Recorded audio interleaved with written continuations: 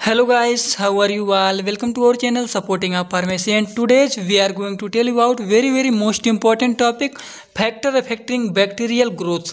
तो आज के लेक्चर में हम लोगों ने बहुत ही इम्पोर्टेंट स्टार्ट करना टॉपिक, जो कि सब्जेक्ट हम लोग का चल रहा है microbiology B pharmacy third semester वालों का। तो इसके पहले वाले लेक्चर में हम लोग जो टॉपिक कवर किए हैं वो तो बहुत ज़्यादा इंपॉर्टेंट है, हर साल पूछा गया है। इसके पहले वाले लेक्चर में हम लोगों ने क्या पढ़ा? इसके पहले वाले लेक्चर में हम लोगों ने पढ़ा है कल्चर मीडिया। कल्चर मीडिया कितने टाइप के होते हैं? Nutritional requirement of bacterial culture media. तो कल्चर मीडिया के बारे में जो हम लोग पढ़े हैं वो बहुत ज़्यादा इंपॉर्टेंट है। अगर अभी तक आप लोगों ने इस वीडियो को नहीं देखा है तो सभी लोग पहले जाइए उस वीडियो को देख लीजिए, तब इसको स्टार्ट कीजिए, क्योंकि वो बहुत ज़्यादा इंपॉर्टेंट है आप लोगों के एग्जामिनेशन के लिए। मैं बताया हूँ कि कल्चर मीडिया होता क्या है। कल्चर मीडिया एक न्यूट्रिशनल मीडिया होता है जिसमें बैक्टीरिया हमारे ग्रो करते हैं। उसके बाद हम देखे हैं कि कल्चर मीडिया कितने टाइप के होते हैं। कल्चर मीडिया जो होते हैं बेसिकली 3 टाइप के होते हैं, लेकिन उसके पहले मैं बताया था कि कल्चर मीडिया कहाँ कहाँ ग्रो करते हैं। जैसे डिफरेंट टाइप के कल्चर मीडिया अगर ग्रो करना है, इतना तो पता है कि बैक्टीरिया जो होते हैं वो कल्चर मीडिया में ग्रो करते हैं, लेकिन डिफरेंट टाइप के कल्चर मीडिया को ग्रो कराना है तो कहाँ ग्रो करेंगे। तो हमने ये भी देखा है कि डिफरेंट टाइप के कल्चर मीडिया को ग्रो कराने के लिए एक सिंगल कल्चर मीडिया में बैक्टीरिया को डिफरेंट टाइप के बैक्टीरिया को नहीं ग्रो करा सकते हैं। तो डिफरेंट टाइप के बैक्टीरिया को ग्रो कराने के लिए डिफरेंट टाइप के कल्चर मीडिया की आवश्यकता होती है, और डिफरेंट टाइप के कल्चर मीडिया हम उसमें यूज करते हैं, तभी डिफरेंट टाइप के बैक्टीरिया जो होते हैं वो ग्रो करते हैं उसमें। यही सब होते हैं हमारे कल्चर मीडिया, यही सब प्रोसेस हैं कल्चर मीडिया के। कल्चर मीडिया हमने बताया था कि 3 टाइप के होते हैं, base on consistency, base on composition, base on application. जो कंसिस्टेंसी के आधार पर 3 टाइप के बताया था, solid, semi solid, liquid. Solid क्या होता है? जिसमें अगर मीडिया 5% से ज़्यादा मिला दिया जाए सॉलिड हो जाता है। सेमी सॉलिड 5% से कम मिला दिया जाए तो सेमी सॉलिड होता है। और लिक्विड अगर मीडिया का यूज ही ना करें तो वो होता है लिक्विड। उसके बाद बताया था कंपोजिशन के आधार पर। कंपोजिशन के आधार पर बताया तो 2 टाइप के होते हैं, सिंथेटिक, नॉन सिंथेटिक। उसके बाद बेस ऑन एप्लीकेशन देखा था। एप्लीकेशन के आधार पर कितने होते हैं? Basic medium, enrichment medium, selective medium, enrichment medium, differential medium, transport medium, SA medium, anaerobic medium. तो ये सब हम लोगों ने पूरा अच्छे से पढ़ लिया है। अब उसको दिखाना नहीं, आप लोग शायद लिखे होंगे, तो जो मैं बोला हूँ अभी तक उसको आप लोग वहाँ पे अपना नोट्स में जाके रिवाइज कर लिए होंगे। नहीं लिखे हैं तो उस वीडियो को जाके देख के फिर जो मैं बोला हूँ तुरंत खट दे 1 मिनट में रिवाइज भी हो जाएगा। ठीक, तो चलिए अब स्टार्ट करते हैं। नेक्स्ट टॉपिक जो हम लोग का है आज, जो हम लोग को पढ़ना है, क्या पढ़ना है? Factor affecting bacterial growth curve. ये भी बहुत इंपॉर्टेंट है आप सभी लोगों के एग्जामिनेशन के लिए। तो factor affecting bacterial growth curve में हम लोगों को कितना पढ़ना है? 6 पढ़ना है। कौन सा?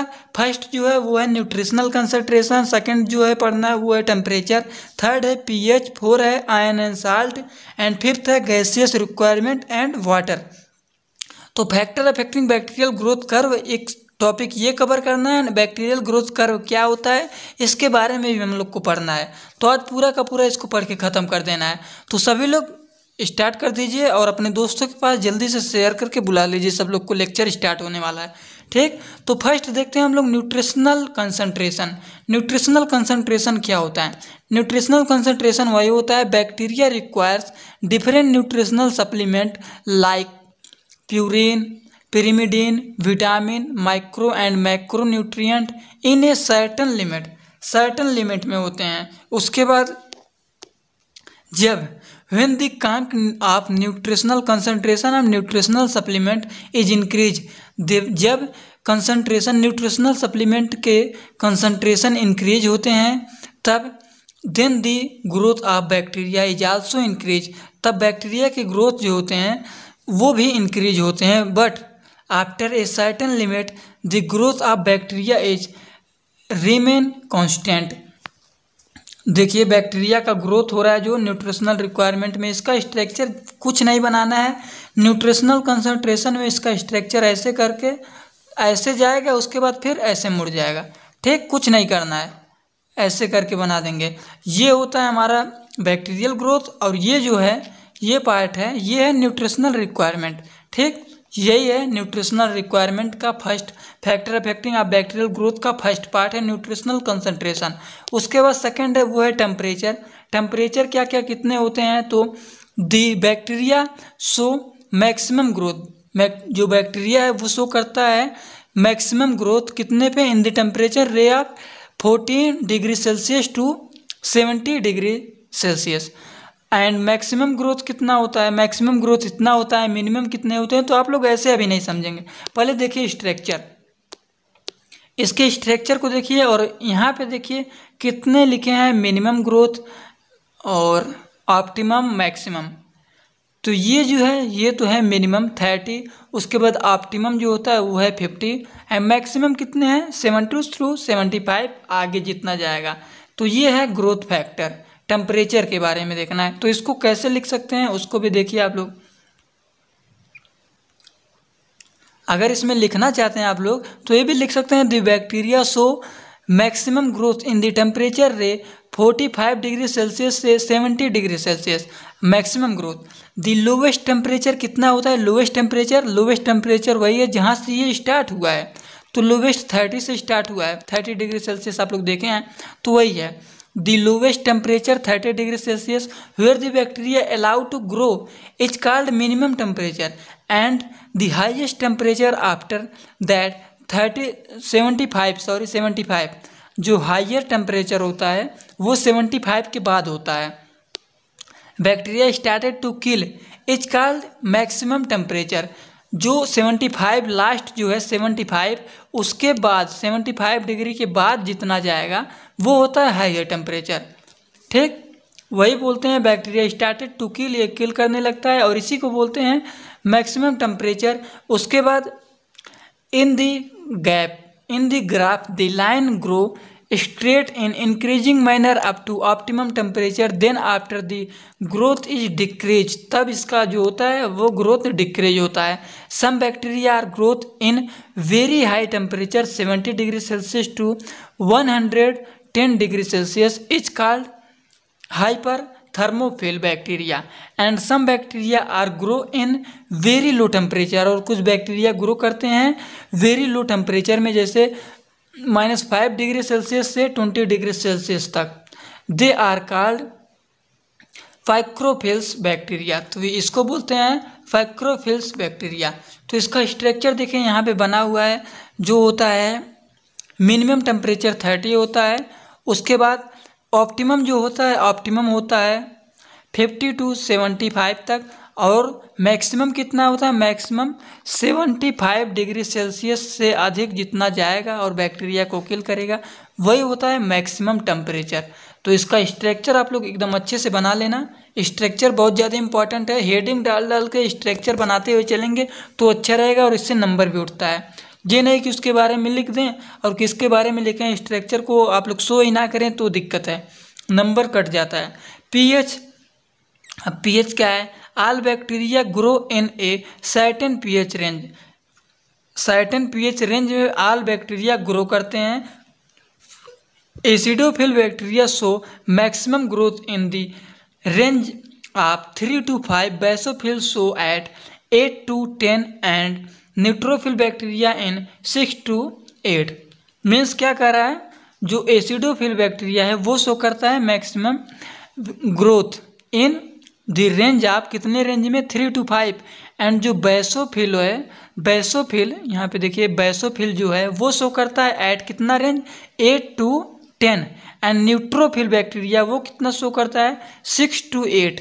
यही लिखना है बस, इसका स्ट्रक्चर यहाँ पे बने हुए हैं, बेसोफिल, न्यूट्रोफिल, उसके बाद और कौन है एक एसिडोफिल। एसिडोफिल बैक्टीरिया शो करता है maximum growth in the range of 3 to 5, उसके बाद बेसोफिल शो करता है वो basophil at 8 to 10 and neutrophil bacteria in 6 to 8। यह ग्रोथ ऑफ बैक्टीरिया, बैक्टीरिया का ग्रोथ स्ट्रक्चर इसका ऐसे ऐसे बनेगा। उसके बाद यहाँ पे डॉटेड में करके शो कर देना है। ठीक, ये तो था पीएच, थर्ड पॉइंट। अब हम लोग को देखना है 4, 6 बताया था, 6 कौन कौन से थे, न्यूट्रिशनल कंसंट्रेशन हम लोगों ने देख लिया, टेम्परेचर भी देख लिया, पीएच के बारे में अभी हम लोग देख लिए कितने पीएच पे होते हैं, कौन कौन से होते हैं, सर्टेन लिमिट में पीएच होते हैं। उसके बाद 4 है वो है आयन एंड साल्ट, और 5th है वो है गैसियस रिक्वायरमेंट, एंड 6 है वाटर। ठीक, तो चलिए अब देखते हैं आयन एंड साल्ट के बारे में। आयन एंड साल्ट क्या है, all bacteria required small amount of ions, potassium, calcium and 2 magnesium and ferrous, zinc, copper etc for the synthesis of protein and enzyme. उसके बाद and bacteria can also tolerate some amount of salt these ions and salt help in osmosis but at higher concentration due to reverse osmosis bacteria kills। उसके बाद इसमें लिख सकते हैं some bacteria requires higher concentration salt is called halophiles bacteria. तो इसका structure आप लोग देखना चाहते हैं, the growth of bacteria, concentration of ion and salt. Bacteria का ग्रोथ हो रहा है, फिर धीरे धीरे चल रहा है, फिर एकदम डिक्रीज हो जा रहा है। पहले इंक्रीज होगा, फिर चलेगा लिमिट में, उसके बाद डिक्रीज हो जाएगा। तो ये है आयन एंड साल्ट का प्रोसेस। चलेगा, फिर थोड़ा सा सीधे चलेगा, फिर आके नीचे गिरेगा। ये नहीं कि ऐसे जाएगा। इसमें एक एक पॉइंट का ध्यान रखना है कि कैसे कैसे स्ट्रक्चर जा रहा है और फिर कैसे कितना मुड़ रहा है, उसके बाद तब कैसे नीचे आ रहा है, बस यही ध्यान देना है। और हम लोगों ने अभी उसमें देखा है, फर्स्ट जो पॉइंट है न्यूट्रिशनल कंसंट्रेशन। न्यूट्रिशनल कंसंट्रेशन का स्ट्रक्चर क्या देखा है हमने? न्यूट्रिशनल कंसंट्रेशन का स्ट्रक्चर कुछ इस टाइप में था, ठीक। उसके बाद टेम्परेचर का स्ट्रक्चर हम लोगों ने देखा है। टेम्परेचर में कौन कौन से टेम्परेचर होते हैं? Maximum temperature, optimum temperature, minimum temperature, optimum temperature and maximum temperature. तो पहले मिनिमम से ऐसे स्टार्ट होगा, फिर जाएगा, फिर होगा ऑप्टिमम, फिर होगा मैक्सिमम, ठीक। ये देख लिया। उसके बाद पीएच का स्ट्रक्चर हम लोगों ने देखा है कुछ इस टाइप का, हम लोगों ने देखा है अभी जस्ट, ठीक। ये पीएच का स्ट्रक्चर है। एंड आयन एंड साल्ट का स्ट्रक्चर तो यहाँ पे शो ही हो रहा है, इस टाइप का स्ट्रक्चर बनेगा। इसके बारे में कैसे लिखना है यहाँ पे आप लोगों ने देख लिया। अब हम लोग देखते हैं गैसियस रिक्वायरमेंट। अब गैसियस रिक्वायरमेंट क्या होते हैं, इसमें कैसे कैसे ग्राफ बनेंगे वो देखते हैं। तो for the growth of bacteria oxygen and carbon dioxide gas is required. Oxygen is required for aerobic bacteria and carbon dioxide is required for photosynthetic and chemosynthetic bacteria, ठीक। Concentration of oxygen and O2 and CO2। तो इसका structure कुछ इस type के बनेगा। Growth of bacteria, concentration आप ऐसे रहेगा। इसका स्ट्रक्चर एकदम स्ट्रेट जाएगा, ये इधर उधर नहीं मुड़ेगा, बस इसका एकदम स्ट्रेट जाएगा, ठीक। उसके बाद वाटर देखते हैं। Water is a very essential factor for growth of bacteria. Water जो होते हैं वो वेरी एसेंशियल फैक्टर होते हैं ग्रोथ ऑफ बैक्टीरिया के लिए। The water in culture media decides the metabolism and physiological activities of bacteria. All nutrient, sugar and salt are dissolve in water which is made available for bacteria. इसमें structure आप लोग देखना चाहते हैं तो इसका स्ट्रक्चर एकदम इस टाइप का बनेगा कि देखिए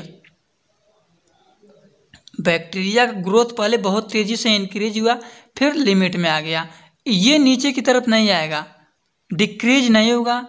पहले देखिए इसका स्ट्रक्चर ऐसे जाएगा, ठीक। तो अभी तक हम लोगों ने क्या देखा है? हम लोगों ने factor affecting of bacterial growth में देखा है न्यूट्रिशनल कंसंट्रेशन। न्यूट्रिशनल कंसंट्रेशन का स्ट्रक्चर ऐसे करके ऐसे था। उसके बाद टेम्परेचर का देखें स्ट्रक्चर कुछ इस टाइप का था, मिनिमम, ऑप्टिमम, उसके बाद मैक्सिमम, ये देखें। उसके बाद हम लोग को देखें थर्ड पॉइंट पीएच का तो स्ट्रक्चर कुछ इस टाइप का बना है।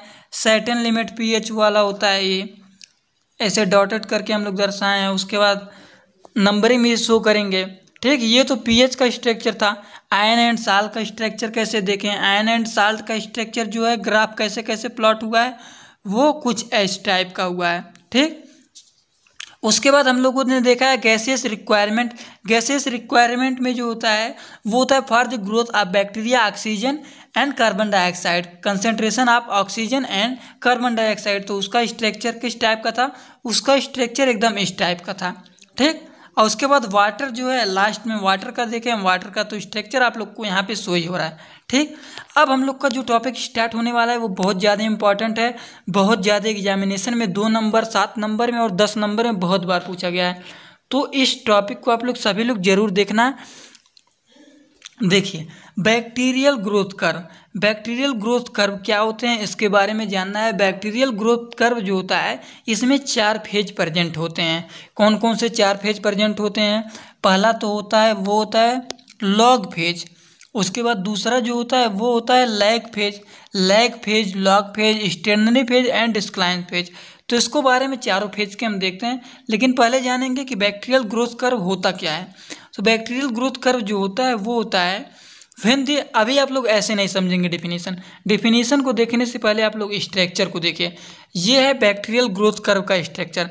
बैक्टीरियल ग्रोथ कर्व का स्ट्रक्चर ये है, देखिए जो ग्राफ हमारा स्टार्ट हुआ यहाँ पे धीरे धीरे, तो ये है लैग फेज। अब जब इंक्रीज होने, देखिए लैग फेज और लॉग फेज सेम नहीं है, ये लैग फेज है, लैग फेज।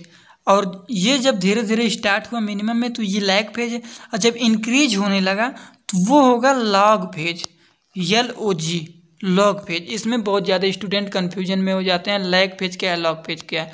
इसमें दो एक्सिस होते हैं, एक वाई एक्सिस होता है, एक एक्स एक्सिस होता है, और टाइम फेज है यहाँ पे। तो ये है log phase.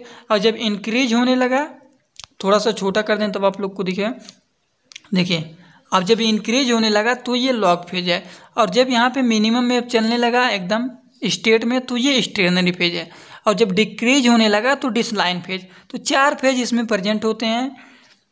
Bacterial growth curve में दो एक्सिस होते हैं, X axis and Y axis. ठीक, तो देखते हैं अब कैसे क्या लिखना है इसके बारे में। बैक्टीरियल ग्रोथ कर्व में क्या लिख सकते हैं, when the graph is plotted, जब ग्राफ प्लॉटेड होता है between time phase at X axis and growth of bacteria on Y axis.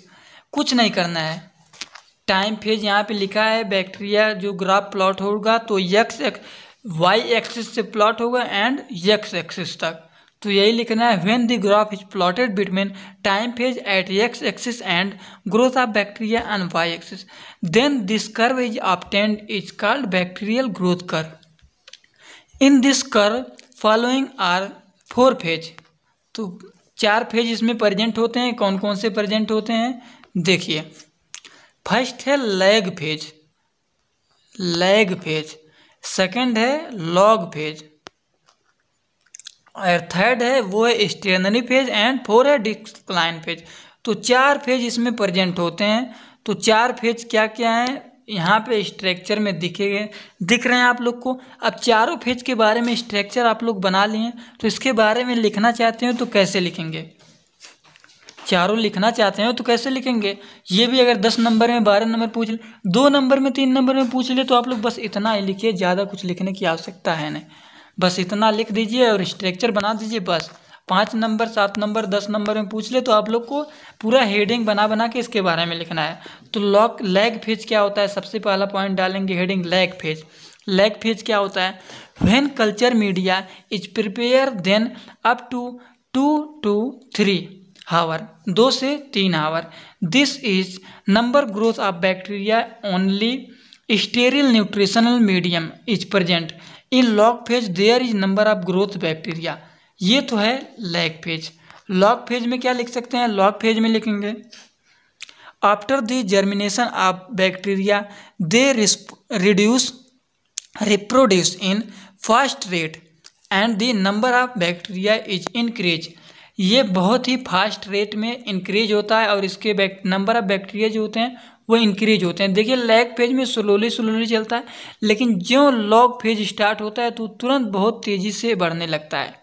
ठीक, तो वही यहाँ पे लिखना है, कुछ ज़्यादा नहीं लिखना है। After the germination of bacteria, जब बैक्टीरिया के जर्मिनेशन के बाद they reproduce in fast rate, reproduce करते हैं fast rate, and the number of bacteria is increase in log phase, the concentration of nutritional medium, the growth of bacteria is maximum this phase, this is also called exponential phase।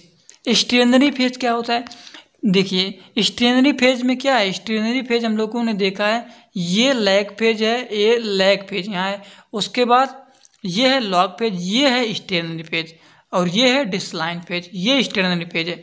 तो stationary phase में क्या लिखेंगे हम लोग, stationary phase में लिखेंगे in this phase nutritional medium excelled the number of death of bacteria, जो bacteria का नंबर होता है वो डेथ हो जाता है, इज बिकम इक्वल, मीन्स जो इंक्रीज होता है वो इंक्रीज होना बंद हो जाएगा, फिर स्ट्रेट लाइन में इक्वल सीधा जाने लगेगा।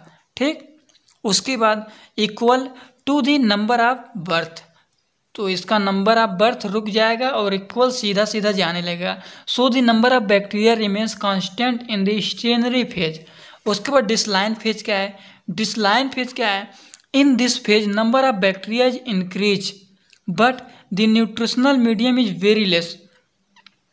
इसमें जो है नंबर ऑफ बैक्टीरिया वो इंक्रीज होता है, लेकिन न्यूट्रिशनल मीडियम जो होता है वो बहुत ही घट जाता है इसमें। तो अभी तक हम लोगों ने देखा है आज के लेक्चर में कि देखते हैं फैक्टर अफेक्टिंग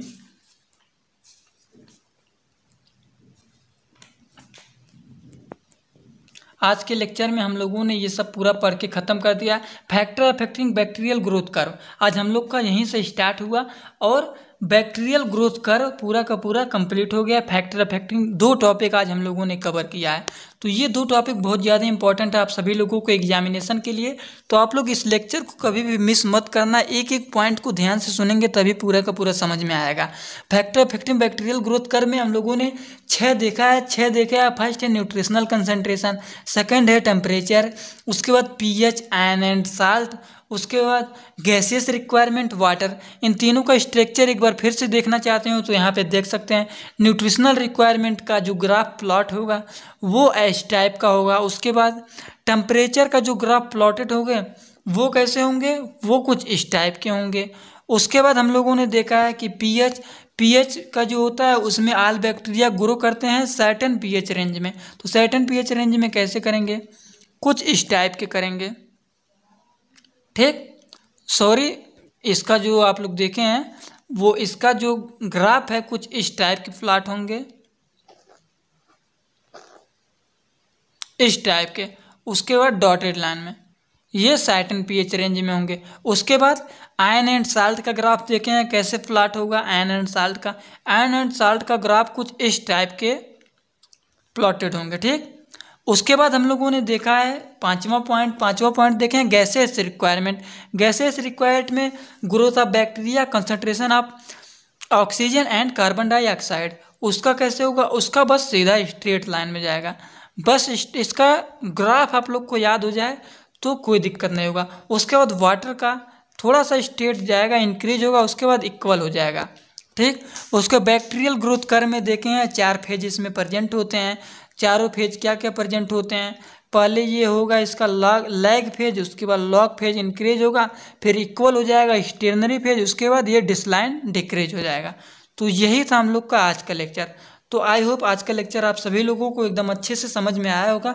इसके बाद कल के लेक्चर में हम लोग पढ़ेंगे आइसोलेशन ऑफ प्योर कल्चर। ये तो बहुत ज़्यादा इंपॉर्टेंट है, आइसोलेशन ऑफ प्योर कल्चर। तो सेम टाइम पे स्टार्ट होगा वो भी क्लास।